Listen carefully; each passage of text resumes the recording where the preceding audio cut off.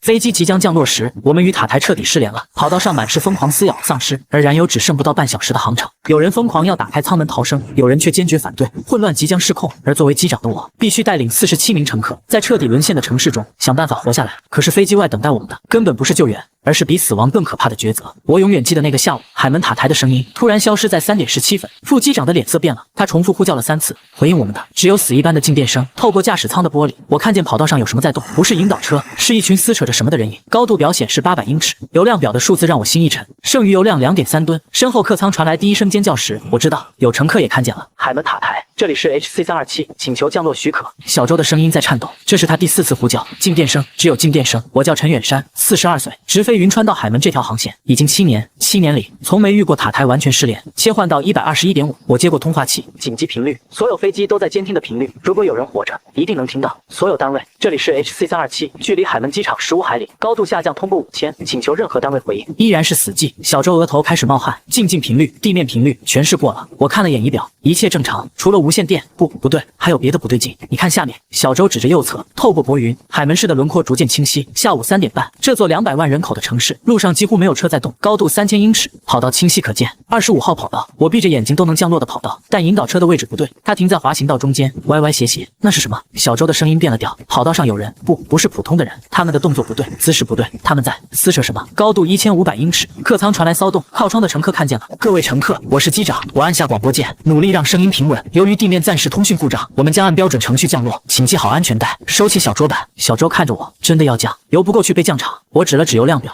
，2.3吨，最多飞40分钟。最近的备降机场是青山，单程就要35分钟。如果青山也不能响，起落架放下，起落架放下，3个绿灯。小周的手在抖，高度500英尺，我看清了，那些不是地勤人员，他们衣服撕裂，动作怪异，像野兽一样扑在地上，地上的是尸体。要不要复飞？小周几乎在恳求。复飞去哪？高度200英尺，必须专注，不管地面发生了什么，飞机必须安全落地。47名乘客，4名机组，他们相信我能带他们回家。50、40、30、20、10，自动语音提示高度，主轮接地的震动传来，熟悉却陌生。反推打开，刹车，速度在下降，100节、80节、60节。窗外掠过的画面让我胃部痉挛。停机坪上，横七竖八躺着的人形，廊桥的玻璃上暗红色的手印，还有那些在移动的东西，正朝着我们跑来。左转进入E3，职业本能让我继续操作。滑行道上有障碍物，一辆倾覆的摆渡车，周围散落着行李，绕过去，继续滑行，停在远机位。我做出决定，不能靠廊桥，太危险。16号机位，远离航站楼。关闭引擎的那一刻，世界突然安静的可怕，没有地勤，没有引导，只有远处模糊的嘶吼声。我深吸一口气，按下客舱广播：各位乘客，我是机长陈远山，由于地面出现特殊情况，请大家暂时留在座位上，不要离开飞机。机组人员会向大家说明情况。放下话筒，我和小周对视，他的脸色苍白。那些是什么？我不知道，但我们都知道，电影里看过无数次的画面，正在窗外上演。乘务长小陈敲门进来，机长，乘客在恐慌，有人看见了外面的情况。他很年轻，28岁，但是我们机组最冷静的人。现在他的声音也在发抖，稳住他们。我说，告诉大家，飞机是安全的。要说实话吗？说我们在等待地面指示。他点点头，转身离开。小周打开应急频率接收器，试图收到任何信号。我则盯着窗外，那些东西越来越近了。他们围着一架停在隔壁的波音737转圈。那架飞机的舱门开着，舷梯上有血迹。陈机长，安全员老张推门进来，50岁的东北汉子，退伍军人，情况不妙，多不妙。后舱有乘客要开门出去，疯了吗？他们说在飞机上是等死。老张压低声音，带头的是155的李总，做生意的，跟着他的有6、7个人。我站起身，我去说。走出驾驶舱，客舱里的气氛压抑得让人窒息。47双眼睛盯着我，恐惧、疑惑、愤怒，各种情绪混杂。各位乘客，别说那些官话。155的男人站起来，西装革履，一脸横肉。外面到底怎么回事？为什么不让我们下飞机？李先生，请您冷静，冷静。他指着窗外，你看看外面那些是什么东西？所有人都看向窗外，一个感染者正趴在737的机翼上，撕咬着什么，距离太远看不清，但那动作，那姿态，不是人类该有的。后排有女人开始哭泣。我们要离开这里。李总的声音更大了，开飞机，马上起飞。我必须说实话了，我们没有足够的油，整个客舱死一般寂静。什么意思？一个戴眼镜的中年人问。现在剩余2.3吨燃油，只够飞行40分钟。我尽量平静地解释，最近的机场要35分钟，而且我们不知道那里的情况。那怎么办？加油！我指向窗外200米处，4号停机位有油罐车，那就去加。外面有20多个。我停顿了一下，感染者这个词一出，气氛更加凝重，所以我们就困在这了。李总冷笑，等死？不，我说我们会想办法，但现在飞机是最安全的地方，舱门关闭，他们进不来。他们，一个年轻女孩声音发颤，你是说丧尸？没人回答，但大家都知道答案。小陈走过来，机长，收到信号了，我快步回到驾驶舱。小周指着屏幕 ，A-CARS 系统收到一条加密信息：飞机通讯寻址与报告系统，用于和地面数据通讯。信息很简短：青屿岛建立安全区，坐标东经121.5，北纬29.3，距离120海里，保持静默，等待救援。120海里，需要至少3.5吨油，我们只有2.3吨，能联系上他们吗？试过了，没有回应。小周说，可能是自动发送的。窗外夕阳西下，把停机坪染成血红色，那些感染者的影子拉得很长，像地狱爬出的恶魔。今晚将是漫长的一夜。小周，你计算一下精确油耗。我说，看看有没有可能优化航线。他点点头，开始在航图上标注。我则盯着那辆油罐车，200米的距离，平时走过去不用3分钟，现在却像天堑。客舱又传来争吵声，我要下飞机，你疯了，在这里才是等死。我知道，真正的考验才刚刚开始。当恐惧开始蔓延，人会做出什么选择？当生存成为唯一目标，还有什么是不能舍弃的？我看着驾驶舱里的家人照片，妻子和女儿的笑脸，突然变得那么遥远。他们现在怎么样？云川是否也不能想？必须活下去，必须带这些人活下去，哪怕只有一线希望。机舱的温度在上升，关闭引擎后，空调系统停止工作。40多个人的体温和呼吸，让密闭空间迅速升温。才过了1个小时，已经有人开始冒汗。不能开门透透气吗？28B 的中年妇女扇着登机牌，不能。小陈斩钉截铁，为什么？我们要闷死了。我从驾驶舱出来，外面的天色渐暗，感染者的轮廓在停机坪上游荡。打开辅助动力，我对小周说 ，APU 会消耗燃油，先开10分钟，通风。辅助动力装置启动，空调恢复。机舱里响起松了口气的声音，但我知道这只是暂时的。各位，我站在过道中央，我需要向大家说明我们的处境。所有目光聚焦在我身上。首先，外面的情况大家都看见了，那些感染者具有攻击性，舱门是我们唯一的屏障。感染者，一个大学生模样的男孩问，是某种病毒吗？我不知道具体原因，我实话实说，但从行为模式看，被攻击后会被感染。几个人倒吸冷气。第二，我们的燃油情况，我指向窗外，目前剩余2.3吨，但我们收到消息，青屿岛有安全区，需要3.5吨油才能到达，差1.2吨。有人快速心算，是的，所以我们需要加油。怎么加？李总站起来，你刚说外面有20多个那种东西，油罐车在4号停机位，距离这里200米。200米。老张若有所思，如果有掩护，不是不可能。你疯了？李总瞪着他，出去就是送死。那你有更好的办法？两人对峙。够了，我提高声音，现在不是内讧的时候，我需要大家冷静思考。思考什么？一个女白领哭腔道，我们都会死在这里。不会，我看着每一个人，我保证会想尽办法带大家离开。空话。李总冷哼。这时，一个戴眼镜的男人举手，我能问个问题吗？请说。油罐车需要钥匙吗？好问题。我看向小周，他摇头表示不确定。眼镜男继续，我叫赵工，以前在机场工作过。地勤的车辆钥匙通常放在2个地方，驾驶室遮阳板上，或者地勤休息室。休息室在哪？3号登机口下面，距离这里，他看向窗外，大概150米，比油罐车还近。但问题是，赵工推了推眼镜，就算拿到钥匙，油罐车的操作需要专业知识，加油口对接、压力控制、流量调节，弄不好会出事。你会吗？理论上会，但没实际操作过，至少有了方向。还有个问题，小陈说 ，APU 的声音会不会吸引那些东西？话音刚落，窗外传来撞击声，一个感染者正在拍打临近737的机身，被辅助动力的噪音吸引，更多的感染者开始向声源聚集。关掉！我立即下令。小周冲进驾驶舱，几秒后 ，APU 停止，机舱重新陷入闷热，但已经晚了。7、8个感染者围在737周围，疯狂撞击，其中一个爬上舷梯，试图进入那个敞开的舱门。他们对声音敏感。老张观察着，这反而是机会。赵工说，用声音把他们引开，然后去拿钥匙。谁去送死？李总讽刺道。我去。说话的是个年轻人，坐在3、5位，看起来不到30岁，运动装，很精壮。你是谁？许强，健身教练。他站起来，我跑得快，跑得快没用。李总泼冷水，一个失误就完了，总比在这里等死强。谁说等死？李总提高声音，会有人来救我们的，警察、军队肯定会来。你看看外面。许强指向航站楼，如果有救援，为什么一架飞机都没有？确实，整个机场除了我们和那架737，看不到其他飞机，不正常，太不正常了。海门机场日均航班300架次，现在却空荡荡，也许都取消了。有人小声说，也许整个城市都……另一个人没说完，恐慌在蔓延，有女人开始抽泣，有人在翻包找药，还有人在拼命打电话。当然没有信号，安静。我不得不提高音量。现在是下午5点，我看了看表，天黑前我们需要做出决定，是想办法加油离开，还是在这里过夜，等待可能不会来的救援？投票吧。小陈建议。同意。我让小陈发纸笔。10分钟后，结果出来，31票赞成想办法加油，16票赞成等待救援，少数服从多数。我说，李总脸色难看，但没再说话。那么，谁愿意和我一起出去？我话音刚落，小周第一个站起来，我跟你去。不行，你要留守驾驶舱。那我去。老张站起来，还有我。赵工也站起来，许强、老张、赵工加上我，4个人，太多人目标太大。老张分析，建议分2组，一组制造动静吸引，一组去拿钥匙。有道理。许强和我一组，负责吸引。老张说，机长和赵工去拿钥匙，为什么是你们决定？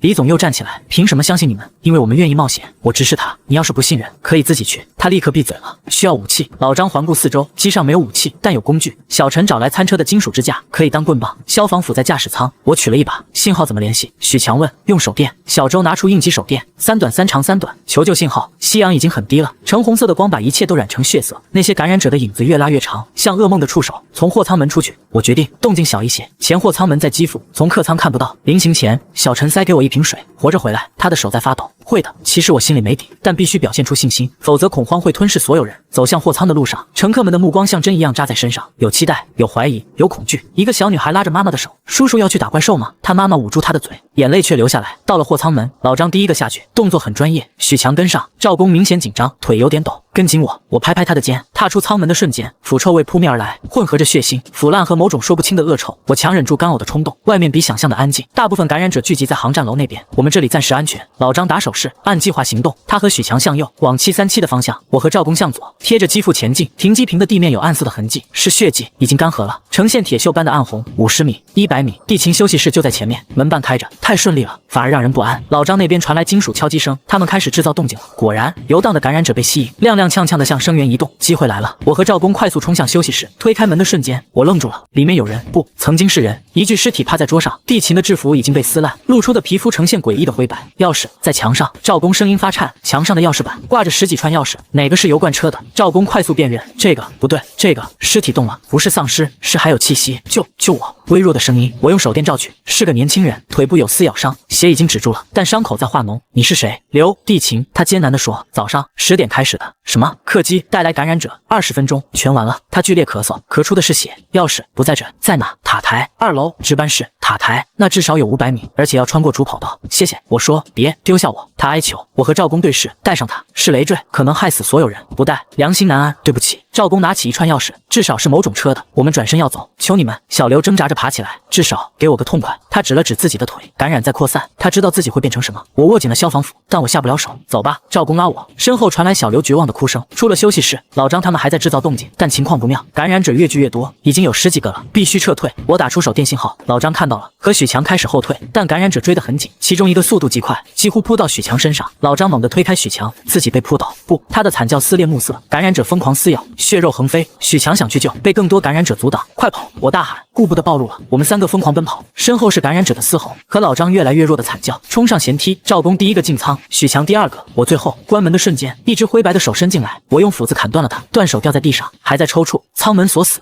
安全了，暂时的。客舱一片死寂，所有人都看着我们，看着我们3个人，少了一个。老张呢？小陈问。我摇头。有人倒吸冷气，有人开始哭泣。我就说会死人。李总冷冷地说。许强猛地站起来，揪住他的领子。你再说一句试试。够了。我分开他们。钥匙拿到了吗？小周问。没有，在塔台。又是一片死寂。塔台500米，穿过跑道。刚才老张的死，所有人都看见了，没人愿意再冒险。完了，有人绝望地说。不，赵公突然开口。我想起来了。所有人看向他。塔台有备用发电机，如果恢复供电，加油系统可以远程操作。一线希望，但还是要去塔台。是的，又是沉默。天完全黑了，机舱里只有应急灯的微光。外面那些感染者还围在老张的尸体旁，撕咬声在寂静的夜里格外清晰。今晚先休息。我做出决定，明天再想办法。没人反对，大家都累了，身体上的，更是心理上的。小陈开始分发剩余的餐食和水。飞机上的补给有限，省着点，最多撑2天。2天，如果2天内不能加油离开，我们都会死在这里。我回到驾驶舱，看着漆黑的跑道，某处塔台的轮廓隐约可见。500米，白天都差点送命，晚上怎么可能？但没有选择，必须去。机长，小周递给我一个3明治，吃点东西。我接过，却食不知味。你觉得外面到底怎么了？他问。不知道，会不会全世界都不要想那么多？但我知道他是对的。如果只是海门市，不可能没有救援，可能整个国家，甚至整个世界都在经历同样的灾难。那样的话，青屿岛真的安全吗？还是只是另一个陷阱？不能想，一步一步来，先活过今晚。窗外，一个感染者撞在起落架上，砰砰砰，像死神的敲门声。凌晨3点，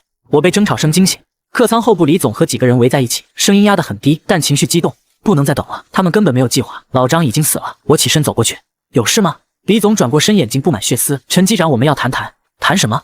离开这里的真正办法。我在听。他深吸一口气。我们认为应该趁现在离开机场，去市区找车。疯了吗？许强也醒了。外面都是那些东西，这里也不安全。李总指着窗外，他们迟早会找到办法进来。飞机是密封的，那食物和水呢？最多撑2天，确实是问题。所以你的计划是分头行动。李总看着跟随他的人，愿意跟我走的我们一起去市区，不愿意的留在飞机上等死。这不是等死。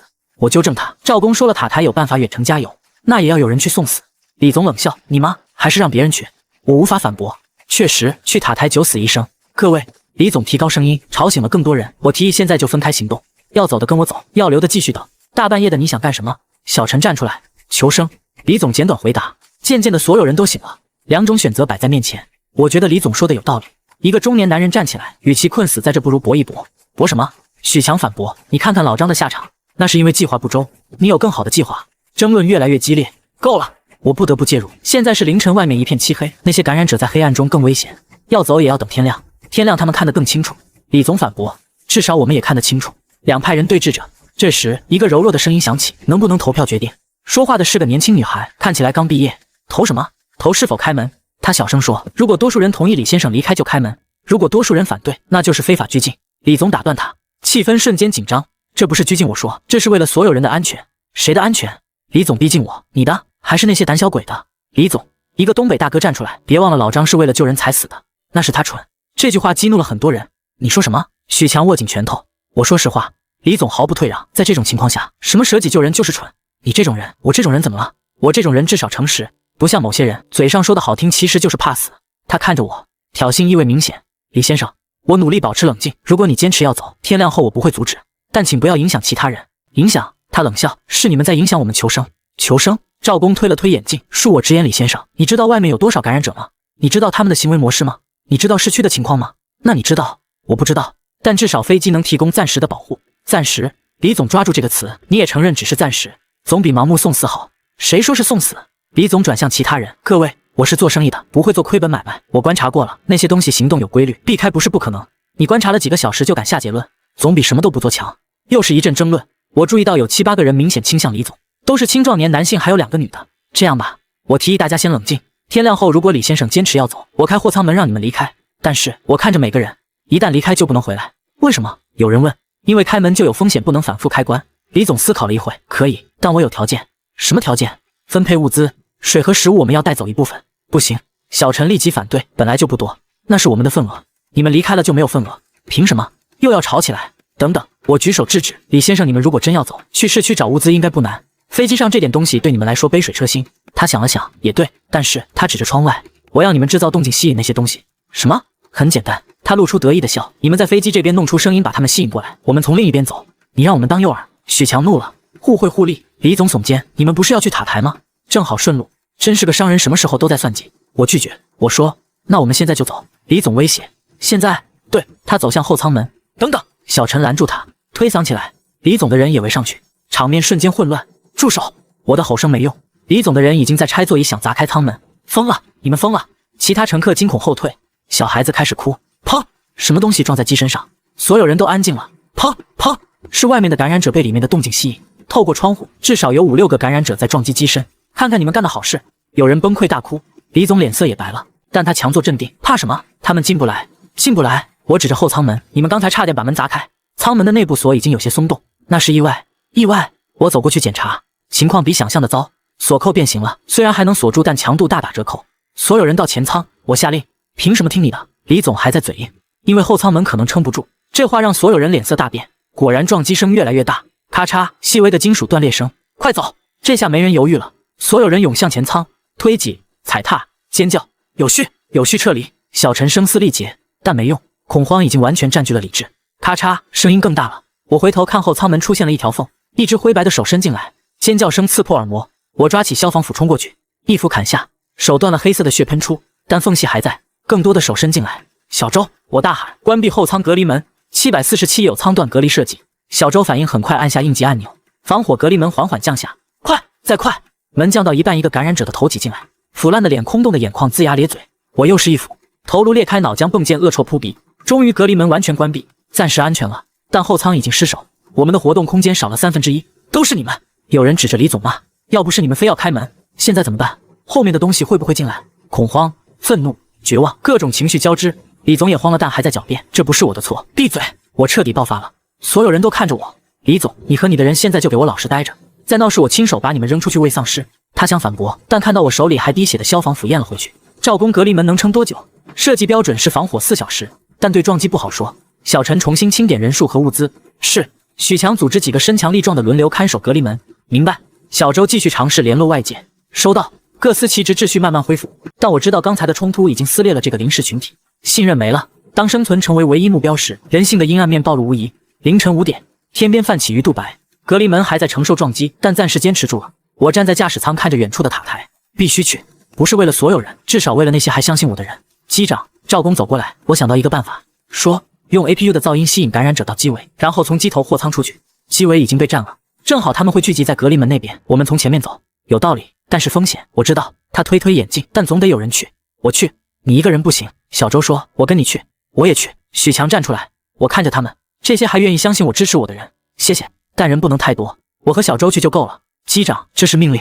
我少有的用机长的权威。许强，你负责这里的安全。赵公，你指导远程操作。他们还想说什么，但最终点头。天亮了，新的一天，不知道是不是最后一天。隔离门的撞击声还在继续，像倒计时，提醒我们时间不多了。早上6点天光大亮，能清楚看见停机坪的情况，比想象的更糟。昨晚的动静吸引了更多感染者，目测不下30个，大部分聚集在机尾，疯狂撞击着已经破损的后舱门。APU 启动我下令，辅助动力的轰鸣声响起，果然感染者们被吸引，更多涌向机尾，前面相对空旷了。就是现在，我和小周快速检查装备：消防斧、撬棍、手电、绳索。赵公递给我一张手绘地图，塔台的布局：1楼是大厅，2楼是管制室。地下室设备间，发电机开关在地下。明白。还有他压低声音，如果遇到幸存者，他没说完，但我明白，救还是不救？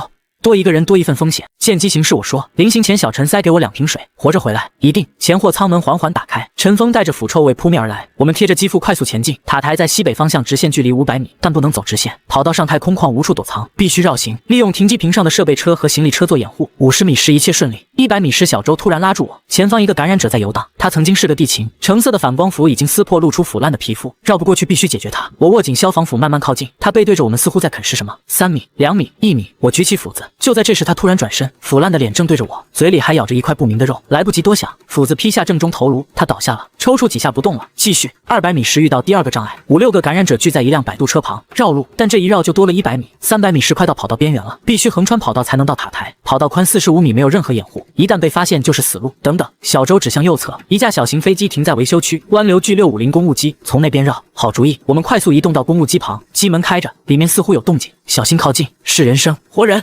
水，给我水！虚弱的呻吟。我和小周对视，要进去吗？可能是陷阱，但也可能真有幸存者。我进去看看，我说。一起推开舱门，里面的景象让我倒吸冷气。座椅、地毯、墙壁到处都是干涸的血。声音从驾驶舱传来，一个飞行员瘫在座位上，他的腿不见了，从膝盖以下空空荡荡，止血带勒在大腿上，但血还是渗出来。水，我把水递给他，他贪婪地喝着，呛到了剧烈咳嗽。谢谢。他的声音像破风箱。发生了什么？昨天早上，他断断续续地说，老板要离开，硬闯，他们冲上来，其他人呢？都死了，或者变成。他指指外面，你的腿，自己锯的，被咬了。他惨笑，没用，还是会变。确实，他的皮肤已经开始泛灰。求你，他抓住我的手，给我个痛快。又是这个请求，我不想变成那种东西。泪水从他浑浊的眼中流出，我握紧了斧子。谢谢。他闭上眼睛，我举起斧子，手在抖。这不是杀戮，是解脱。斧子落下，干脆利落。他的表情变得平静。走吧。小周拍拍我的肩，离开公务机，继续前进。400米就要穿越跑道了。我们趴在跑道边缘观察，左右都看不到感染者。跑！全力冲刺！45米的跑道感觉像450米，心跳如鼓，呼吸急促。终于到了对面，塔台就在眼前，8层楼高的建筑，玻璃幕墙反射着朝阳，大门紧锁。从侧门，赵工说过有个员工通道，找到了门，虚掩着。推开的瞬间，一股恶臭扑来。大厅里横七竖八躺着尸体，有穿制服的，有变装的，看起来死了有段时间了。小心！小周提醒。确实要小心，这些尸体随时可能活过来。我们贴着墙边走，楼梯在大厅深处，路过值班室，里面的场景更惨烈，似乎发生过激烈的打斗。桌椅翻倒，电脑屏幕碎裂，墙上有喷溅的血迹。别看了。小周拉我上到2楼，管制大厅的门开着，里面出奇的整洁，除了几张倾倒的椅子，一切都保持着工作状态。雷达还在转，屏幕还亮着，但没有任何飞机的信号。备用电源还在工作。小周检查设备，钥匙在哪？应该在。他翻找着，找到了，一串钥匙标签写着地勤车辆。太好了，发电机呢？地下室，我们返回1楼，找到通往地下的楼梯，漆黑一片，手电筒的光束在黑暗中显得微弱，每一步都像踏入深渊。地下室很大，有各种管道和设备，发电机房在最里面，门开着，不祥的预感。手电一照，一个感染者正蹲在角落，他在啃食什么。听到动静，他缓缓转过头，是个管制员，胸牌还挂着。他站起来摇摇晃晃，然后突然加速冲来。小周反应快，撬棍直接捅过去正中胸口，但没用。他继续冲，我一斧劈在他头上，倒下了。发电机在那，巨大的柴油发电机组，控制面板就在旁边。启动程序还记得吗？记得。小周开始操作，检查油位，开启油泵，预热，轰！发电机启动了，整个机场的灯瞬间亮起，成功了。但高兴不过3秒，楼上传来嘈杂声、脚步声、撞击声、嘶吼声，灯光惊动了所有的感染者。快走！我们冲出发电机房，楼梯口3个感染者堵在那里，没有退路。这边。小周发现了另一个紧急通道出口，推开门是个斜坡，直通地面，但出口就在主跑道旁，完全暴露。身后的嘶吼越来越近，跑！冲出地面，阳光刺眼，跑道上至少20个感染者正朝我们冲来，从4面8方往飞机跑。500米的距离，从未感觉这么远。小周跑在前面，突然他摔倒了，一个感染者从侧面扑来，咬在他手臂上。他惨叫着用撬棍猛砸，我冲过去一斧解决了那个感染者。你没事吧？没事。他捂着手臂，血渗出指缝。我们都知道这意味着什么，但现在不是想这个的时候。继续跑，感染者越来越近，100米、50米，飞机就在眼前。开门。开门！我大喊。货舱门打开了，许强和赵公在那里接应。小周先上去，我断后。一个感染者扑来，斧子横扫，又一个踹飞，终于爬上舷梯。门关上的瞬间，无数只手拍在门上，安全了，暂时的。小周。小陈看到他的伤口，我没事，他摇头，但脸色苍白。所有人都看着他的手臂，都知道那意味着什么。小周想说什么，先包扎，我打断他。小陈拿来医疗箱，消毒、止血、包扎。但我们都知道这只是拖延时间。发电机启动了吗？赵公问。启动了。太好了。他冲到驾驶舱，我来操作远程加油。屏幕上加油系统已经上线，油罐车在4号位连接中，进度条缓慢移动。需要多久？至少30分钟。30分钟？小周能撑那么久吗？我看向他，他靠在座位上，额头开始冒汗。我想跟我女儿说句话，他虚弱地说：“你会没事的，别骗我了。”他苦笑。我是飞行员，我知道自己的状况。确实，他的手臂已经开始变色，灰白色的纹路像蛛网一样扩散。还有多久？我问。按这个速度，2小时。他很平静。2小时，加油需要30分钟，时间够。但然后呢？让他留在飞机上还是？机长，他看着我，到时候让我下去。小周，这是我的选择。他很坚定，我不想变成那种东西，更不想伤害你们。机舱里一片沉默，有人在抽泣，就连李总都没说话。加油开始了。赵公的声音打破沉默，油量表开始上升，2.4吨、2.5吨，很慢但在增加，希望在增长。但小周的时间在减少，加油进行到第15分钟，小周的情况急剧恶化，灰白色已经蔓延到肩膀，他开始发烧，说胡话。女儿，对不起，爸爸不能回家了。小陈在照顾他，不停用湿毛巾擦汗，其他人都躲得远远的，恐惧在蔓延。他会不会突然变？有人小声问。应该不会那么快，赵公说，但语气不确定。油量表2.8吨，还需要0.7吨，至少还要15分钟，他撑不住了。小陈急切地说。小周的呼吸变得急促，眼睛开始充血，所有人后退。我下令，大家慌忙后撤。小周挣扎着站起来，我要出去，再等等。我扶住他，不行，控制不住了。他的声音变了，嘶哑低沉。突然，他猛地推开我，力气大得惊人。走开！这已经不是他的声音了，他的眼睛完全变成灰白色。转变开始了，快！老张的朋友冲过来，和我一起制住他。小周疯狂挣扎，力气越来越大。开门，把他弄出去！李总大喊。不行，我吼回去，外面全是感染者，那怎么办？他要变了。确实，小周的皮肤已经完全灰白，指甲变长变黑，他不再是小周了。货舱，赵公喊道，把他关进货舱。好主意，我们合力把他往货舱拖。他疯狂撕咬，许强的胳膊被抓伤了，该死！终于把他推进货舱，门关上的瞬间，里面传来疯狂的撞击声。许强，你的伤只是抓伤。他查看伤口，没咬破，但谁也不敢确定抓伤会不会感染，没人知道。隔离他！李总第一个喊。什么？他可能被感染了，只是抓伤，谁知道呢？李总看着其他人，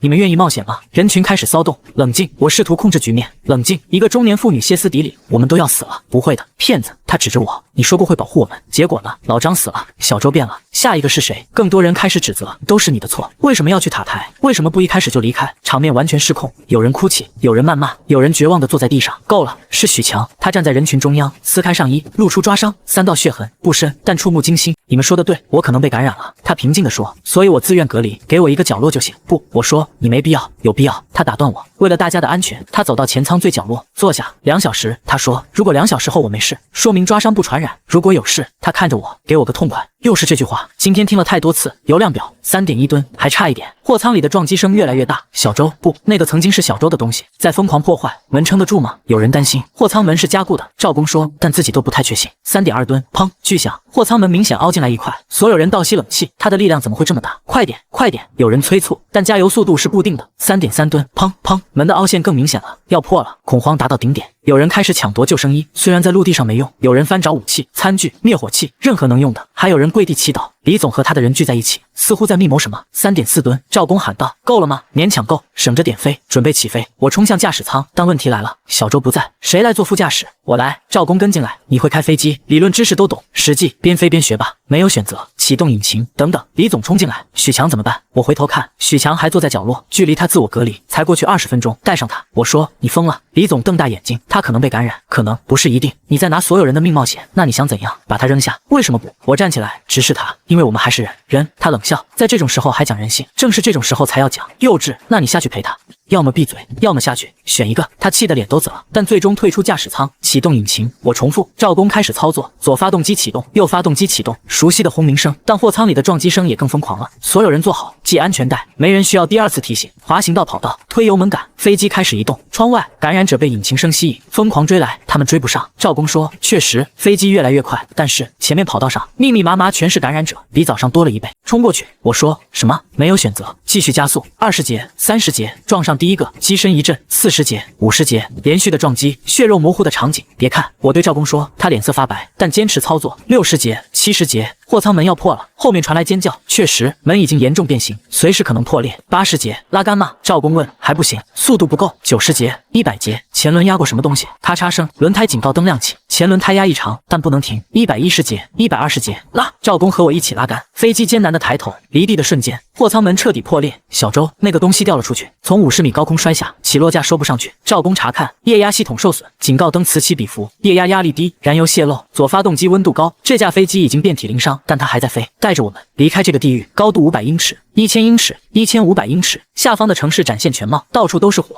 黑烟冲天，街道上密密麻麻的黑点，都是感染者，整个城市已经沦陷。青屿岛在哪？赵工查看导航，方位120，距离115海里，油够吗？他快速计算，刚好，但没有备用。意思是没有第2次机会，必须一次成功。许强怎么样？我问小陈，他跑去查看，回来时表情复杂。他还好，但是什么？他让我转告你，谢谢。他没事就好。机长，他压低声音，李总他们在商量什么？看起来不太对劲。我皱眉，这个时候他还能搞什么？盯着他们。明白。高度3000英尺，相对平稳了，但警告灯还在闪，液压压力持续下降，能坚持到青屿岛吗？理论上可以。赵工不确定。突然机身剧烈震动，怎么回事？左发动机熄火了，该死，可能是撞击造成的损伤。关闭左发动机，调整配平，单发飞行，速度下降，油耗增加，重新计算。赵工脸色发白，油不够了，差多少？10海里，10海里，在海上，10海里就是生与死的距离。减重，我当机立断，怎么减？扔掉所有不必要的东西。我冲出驾驶舱，所有人听着，把行李都扔掉。什么？减重，否则我们到不了青屿岛。犹豫了几秒，大家开始行动，行李、背包，甚至多余的衣服，都从后货舱的破口扔出去。还不够。赵工计算，座椅，拆座椅。几个男人开始拆后排座椅，一个个座椅被扔出去，还差一点，把餐车也扔了。金属餐车很重，扔出去后，赵工终于点头，够了，刚好够。青屿岛越来越近，一个小岛在蔚蓝的海面上，看起来那么平静，那里真的安全吗？有人问，没人回答，因为没人知道，也许是另一个陷阱，也许什么都没有，但至少是希望。高度下降太快，赵工声音发抖，单发动机无法维持高度，我们在缓慢但稳定的下坠。还有多远？60海里。按这个下降率，我们会在离岛20海里的地方坠海。必须重启左发动机，可是它故障了。试试重启程序，引擎转动，咳嗽几声又停了，再试，还是不行。让我看看。许强的声音，他站在驾驶舱门口，脸色苍白，但眼神清明。你没事？暂时没事。他看了看手臂，抓伤已经结痂。2小时过去了，我还是我。太好了，引擎的问题可能是燃油管路。赵工说，撞击造成的能修吗？在飞行中不可能。高度2000英尺，还在下降。等等，许强突然说，如果不是管路，而是燃油品质呢？什么意思？刚才加的油可能有杂质。有道理。机场已经瘫痪多日，油罐车的油品质量无法保证。切换备用油箱试试。747有多个油箱，切换到2号箱，重启。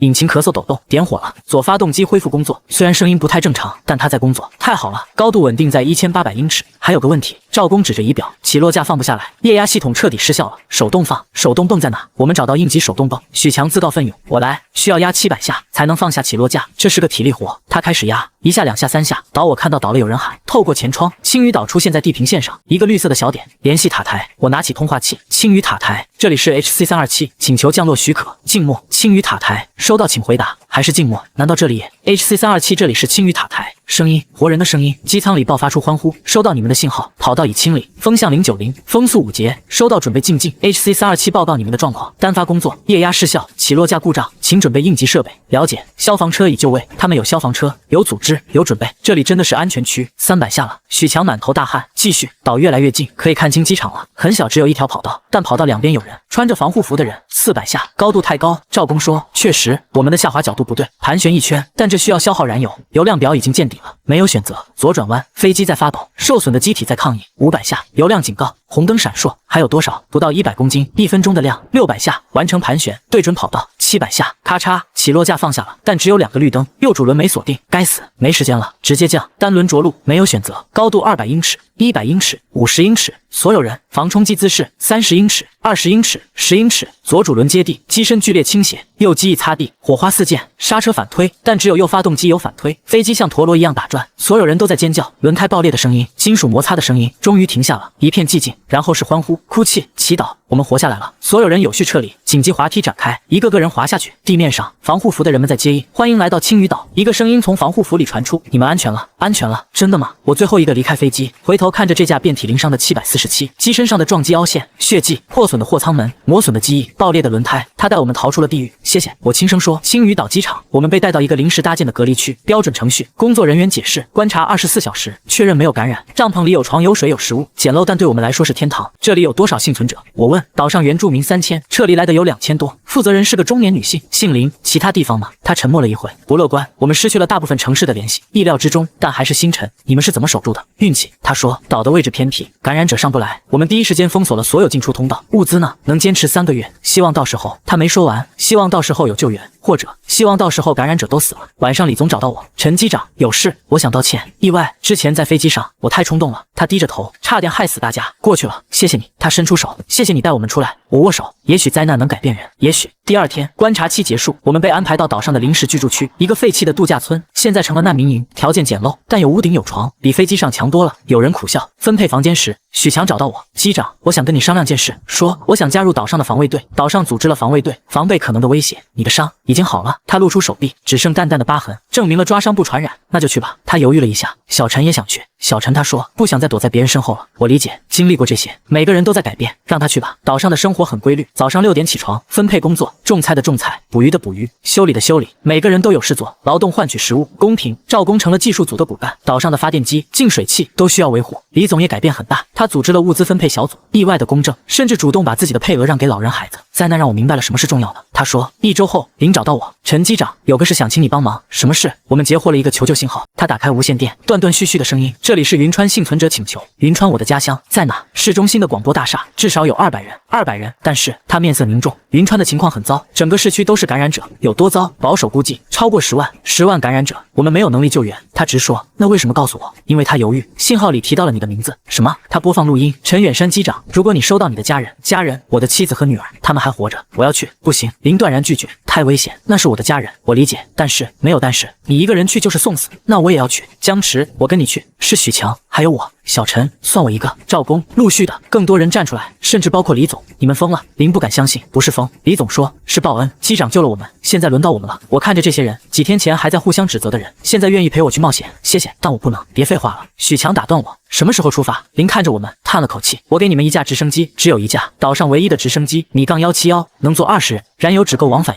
一次机会。什么时候？明天早上，趁感染者活动力最低的时候。当晚我研究地图，广播大厦在市中心，周围都是高楼，直升机可以在楼顶降落，但楼顶到大厦内部中间有多少感染者不知道。计划是这样，我对志愿者们说，最终有15人愿意去，直升机在楼顶盘旋，先派侦察组下去，确认安全后再接人，如果不安全，立即撤离，没人有异议，都知道风险。凌晨4点起飞，天还是黑的，直升机的轰鸣声在寂静的海面上格外响亮。飞行时间45分钟，随着接近大陆，景象越来越可怕，城市在燃烧，到处是火光，那是什么？有人指着地面，黑压压的一片，在缓慢移动，是感染者群，上万只像蚁群一样。别看了，我说，但谁都移不开眼睛，这就是世界末日的样子。云川市区出现了，曾经繁华的都市，现在是废墟，广播大厦还在，30层的建筑，顶部的信号灯还在闪烁，有人活着，准备降落，楼顶空的，太顺利了，反而不安。侦察组下去，许强带队，3个人，他们消失在楼梯间，等待5分钟、10分钟，对讲机响了，安全，幸存者在25楼，多少人？237人，比预想的多，能上来吗？楼梯被堵住了，需要清理，多久？20分钟，直升机悬停在空中，燃油在消耗，15分钟后，第一批幸存者出现，老人、孩子、妇女，然后我看见了我的妻子、我的女儿，他们瘦了、憔悴了，但活着。爸爸、女儿扑进我怀里，妻子在哭，我也在哭。快上飞机！一批人上来，50人、100人、150人，超重了。驾驶员警告，再等等，200人，不能再多了，真的会坠毁。但还有30多人，你们先走。许强说，我们留下，不行，没有选择。他推我上飞机，下次再来接我们。许强，快走，感染者上来了。楼梯间传来嘶吼声，他们发现了，起飞，快！直升机开始上升。我看着楼顶，许强他们在组织防御，用门板、桌椅，任何能用的东西堵住楼梯口。感染者冲出来了，许强抡起铁棍，小陈在他身边，还有其他人，他们在战斗，为给我们争取时间。直升机越飞越高，楼顶的人影越来越小。最后一眼，许强还站着。返回青屿岛的路上，机舱里挤满了人，237个幸存者挤在设计容纳20人的空间里，有人站着，有人坐在地上，孩子坐在大人腿上，空气稀薄，有人开始呕吐。还有多久？驾驶员满头大汗。20分钟，发动机在抗议，超负荷运转，温度持续升高，撑住。我对飞机说，就像对老朋友。妻子靠在我肩上，女儿抱着我的腰，他们太瘦了。这些天你们怎么过的？广播电台的地下室有储备。妻子声音很虚弱，但越来越少。如果你们不来，他没说完，许强他们会没事的。女儿突然说，我摸摸她的头，会的，但我们都知道真相。30多个感染者冲上楼顶，6个人防守，没有奇迹。警告！驾驶员声音变了，右发动机冒烟了，关闭右发动机，单发飞行，高度在下降，抛弃重物，但能扔的东西不多。所有人别动，保持平衡。如果重心偏移，飞机会失控。10分钟，史上最长的10分钟，终于看见了岛，准备紧急降落，没有时间进场了，直接往跑道冲。所有人抱头，重重的着陆，起落架承受不住，直接折断，肌肤擦地，火花、烟雾，刺耳的金属摩擦声，滑行了200米才停下，但我们活了，所有人都活了。舱门打开，人们连滚带爬的出来，医护人员冲上来，担架、氧气瓶、急救包，我最后一个出来，腿软的站不住。林扶住我，你做到了。许强他们，我知道。他眼中有泪，他们是英雄。英雄这个词太沉重。晚上篝火晚会不是庆祝，是纪念，纪念那些没能来到这里的人。老张、小周、许强、小陈，还有无数不知名的人。李总端着酒杯找到我，敬他们，我们碰杯，酒很烈，烧喉咙。机长，你觉得这一切会结束吗？我看着满天繁星，在没有光污染的夜空下，银河清晰可见。会的，什么时候不知道，也许明天，也许明年，也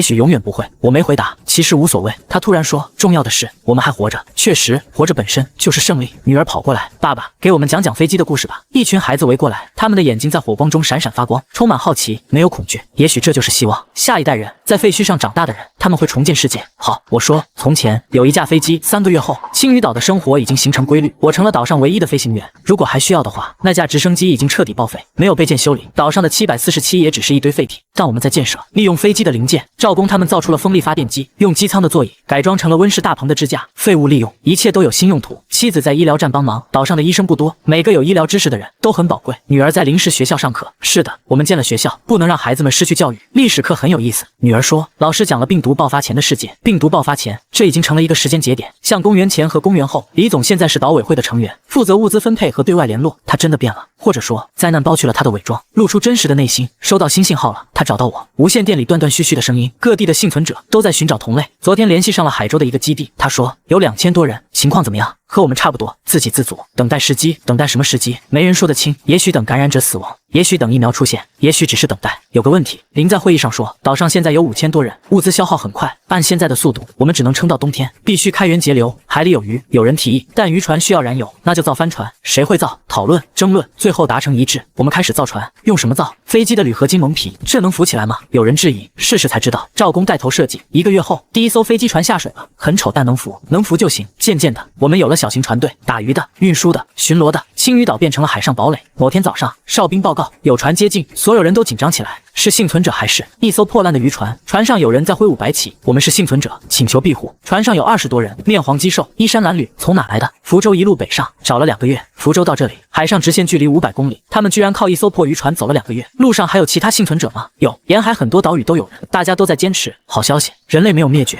文明的火种还在，我们接纳了他们，每一个幸存者都珍贵。秋天，一个更大的消息传来，京城还在，无线电里清晰的声音，首都还在运转，虽然范围缩小到5环内，但秩序还在，正在研究疫苗，需要多久不知道，也许1年，也许更久，但这是希望，真正的希望。冬天来了，海面开始结冰，岛上的第一个末日之冬，物资确实紧张了，每天的配给减少到最低限度，但没人抱怨，大家都在共度难关。李总甚至把自己的配额全部捐了出去，我胖扛得住。他笑着说，确实瘦了很多，曾经的大腹便便，现在精干了。爸爸我饿，女儿从不抱怨，这是第一次。我把自己的晚餐给她，你不吃吗？爸爸不饿。他看着我，突然把食物推回来，我们分着吃。8岁的孩子已经学会了分享，灾难让孩子过早成熟，不知是好是坏。最冷的时候，零下20度，燃料不够，大家挤在一起取暖。曾经的陌生人，现在相依为命。有人生病了，药品短缺，只能靠自身免疫力。有老人没撑过去，简单的葬礼，没有棺材，用飞机的货舱板代替，海葬，让大海带走他们，明年会更好的。林在葬礼上说，会吗？没人知道，但必须相信，否则怎么活下去？春天终于来了，冰雪消融，第一批蔬菜发芽了，温室大棚里绿色的嫩芽，生命力如此顽强。爸爸快看，女儿拉着我，她在花盆里种的番茄开花了，小小的黄花在末日的废墟上依然绽放，会结果吗？会的。我摸摸她的头。新的消息不断传来，各地的幸存者基地在扩大，有的地方甚至开始清理城市，感染者的数量在减少，他们也会饿死，没有食物，他们撑不了多久，也许再过1年，我们就能回去了。有人憧憬回去，回到曾经的家，但那还是家吗？收到紧急信号，无线电源冲进来，云川方向有幸存者。云川又是云川，在哪？市郊的工业说是困在一个工厂里，有50多人，他们怎么撑到现在的？工厂有食品储备，但快耗尽了，必须救，但怎么救？没有飞机了，造木筏。有人提议太慢，等我们到，他们已经沉默。我有个办法。赵工突然说，所有人看着他，热气球？什么？用降落伞的材料做球囊，用飞机的燃烧气，理论上可行，疯狂的主意，但没有更好的选择。